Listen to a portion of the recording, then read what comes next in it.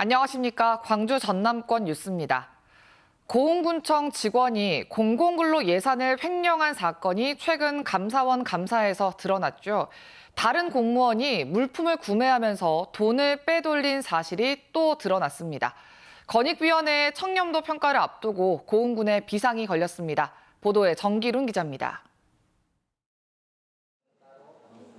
고흥군 환경산림과에 근무하던 공무직 직원 A씨는 2021년 사무관리비로 컴퓨터와 모니터를 구매했습니다. 팔형산 자연휴양림의 예약과 인력관리 목적으로 구매한 겁니다. A씨는 이 과정에서 386만 원짜리 컴퓨터를 구매한 것처럼 지출 결의서를 작성하고 납품업체로부터 영수증을 발급받았습니다. 하지만 A씨는 실제로는 248만 원짜리를 구매하고 차액 가운데 현금 100만 원을 챙겼습니다. 이 같은 사실은 지난 3월 전라남도의 정기감사에서 드러났습니다. 전라남도는 당시 A씨를 수사기관에 고발하고 중징계하라고 고흥군에 요구했습니다. A씨가 이렇게 납품업체와 짜고 예산을 횡령한 데 이어 이번에 공공근로 담당 공무직 직원 B씨의 3억 원대 예산 횡령 사건도 드러나면서 고흥군의 예산 집행 시스템을 보완해야 한다는 지적이 나옵니다. 이와 관련해 고흥군은 젊은 공직자들과 청렴을 주제로 소통 행사를 여는 등 직원들의 청렴 의식을 높이기 위해 다양한 대책을 시행하고 있다고 밝혔습니다. 고흥군은 지난해 3등급에 머물렀던 권익위의 청렴도 평가를 올해 획기적으로 끌어올릴 계획이지만 이딴 횡령 사건이 부정적인 영향을 미치지 않을지 전전긍긍하고 있습니다.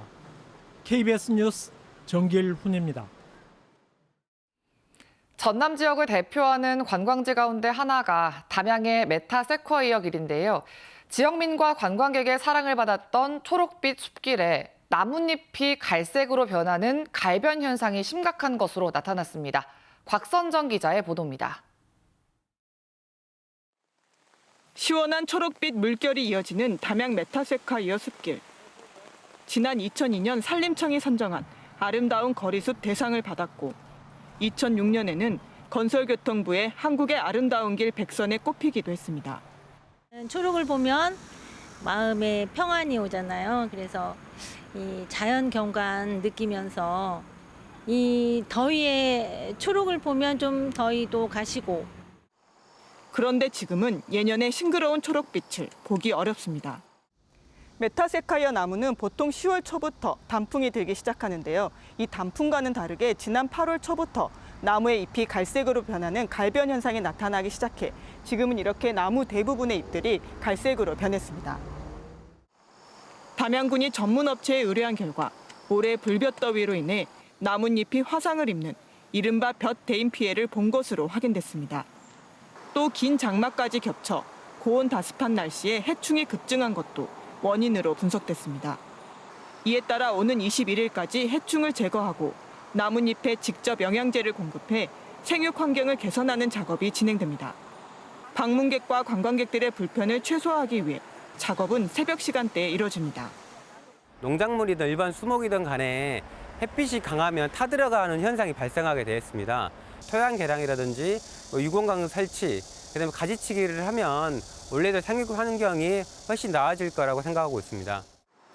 지난 1972년 숲길이 조성된 이후 이번 같은 대대적인 병해충 방제와 영양제 공급은 처음입니다. 올여름 불볕더위와 긴 장마 등 기후변화가 아름다운 가로수길의 풍경도 바꾸어 놓았습니다. KBS 뉴스 곽선정입니다.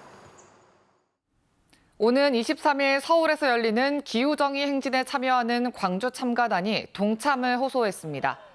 9.23 기후정의 행진 광주 참가단은 어제 광주시청 앞에서 기자회견을 열고 기후재난으로부터 안전하게 살아갈 권리 보장과 공공재생에너지로 전환, 공공교통 확충을 통한 이동권 보장이 필요하다며 기후정의 행진에 함께하자고 호소했습니다.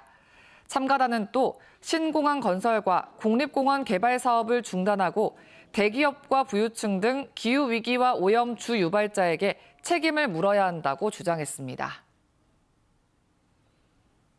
진도군과 해남군 어민이 양식 면허권을 두고 오랫동안 분쟁해온 만호 해역에 대해서 대법원이 진도군의 손을 들어줬습니다. 그런데 해남군 어민들이 자신들의 생계가 어렵다며 어장을 양보할 수 없다고 주장하면서 다시 갈등이 불거지고 있습니다. 김광진 기자의 보도입니다. 진도군과 해남군 김양식 어민들이 30년간 어업권 분쟁을 빚었던 만호 해역. 대법원은 지난해 12월 진도군 해역임을 확정했습니다. 하지만 이곳에서 양식을 해온 해남 어란어촌계 어민 170여 명은 양식장을 반환하면 생계가 어렵다며 최근 진도군청 앞에서 시위를 벌였습니다. 아예 지금 한 줄도 없는 사람들이 있어요. 그런 사람들이 많아요. 청년들이, 그것도 청년 가족들이 한 200명 정도 되는데. 이에 반해 진도 어민들이 속한 진도군 수협은 대법원에서 만호 해역을 진도군 해역임을 인정한 만큼 더 이상 다른 지역 어민들에게 양보할 수 없다는 입장.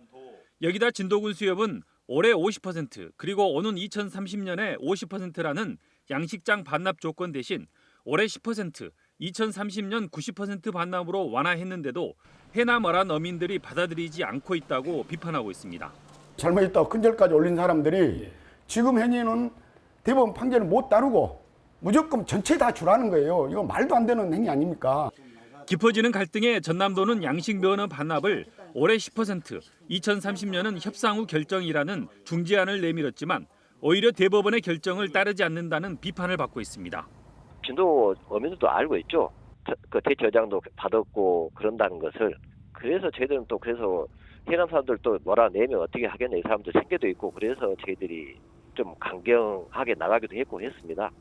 대법원 판결을 따르자는 진도군 어민들과 생존권을 주장하는 해남군 어민들의 갈등이 좁혀지지 않으면서 만호 해역 분쟁이 재점화되고 있습니다. KBS 뉴스 김광진입니다. 국내 최대 규모의 스피드 축제인 2023 전남 GT 대회가 23일부터 이틀 동안 영암 국제자동차 경주장에서 열립니다. 올해 7회째인 이번 대회에는 프로와 아마추어가 참여하는 자동차 경주를 포함해 모터사이클까지 5개 종목에 국내 정상급 150여 대가 참가할 예정입니다.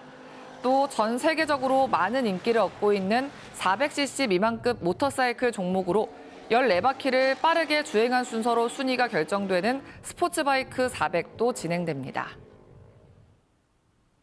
정부의 지역균형 발전 정책을 총괄하기 위해 출범한 지방시대위원회 위원이 수도권 중심으로 구성됐고 지역 편향도 심하다는 지적이 나왔습니다.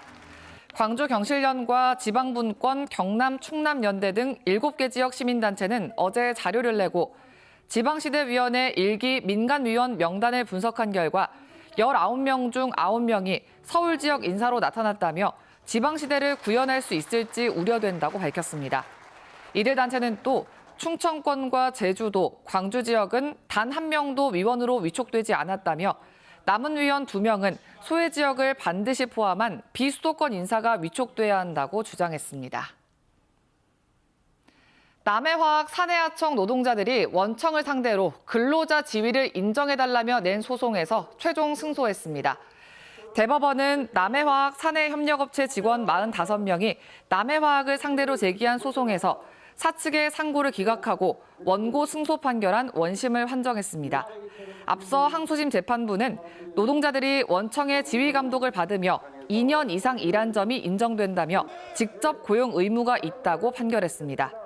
민주노총 남해화학 비정규직지회는 어제 기자회견을 열고 소송 결과에 따라 사내하청 노동자들을 정규직으로 전환할 것을 촉구했습니다. 광주지방법원 제11민사부는 광주도시공사 직원과 퇴직 직원 등 250여 명이 내부 평가급을 통상임금에 포함해 이를 기준으로 수당을 지급하라며 공사를 상대로 제기한 임금 소송에서 2억 3천여만 원을 지급해야 한다고 판결했습니다. 재판부는 해마다 지급해온 평가급은 정기성이 있고 최소 지급률이 기준액의 75%로 실적 평가와 상관없는 고정성이 인정된다며 통상임금으로 판단했습니다. 이에 따라 원고들은 근무 기간 등에 따라 미지급 수당을 적게는 10만 원에서 많게는 180만 원까지 추가로 받게 됐습니다.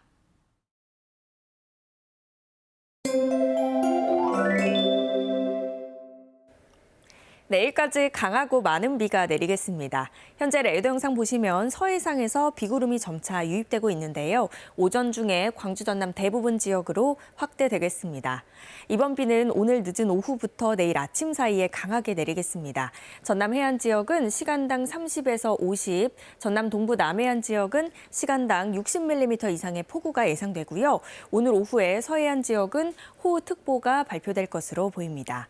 비는 내일 오후부터 차차 그치겠고요. 내일까지 예상되는 비의 양은 30에서 100, 서해안과 동부 남해안 지역에 많이 오는 곳은 120mm 이상입니다. 오늘 밤부터 해안을 중심으로는 순간 풍속, 초속 20m 안팎의 매우 강한 바람이 불겠고요. 강풍특보가 내려지는 곳도 있겠습니다. 오늘 비가 내리며 늦더위는 누그러지겠습니다. 아침 기온은 어제와 비슷하고요. 한낮 기온은 광주가 25도 등으로 어제보다 1에서 5도가량 낮겠습니다.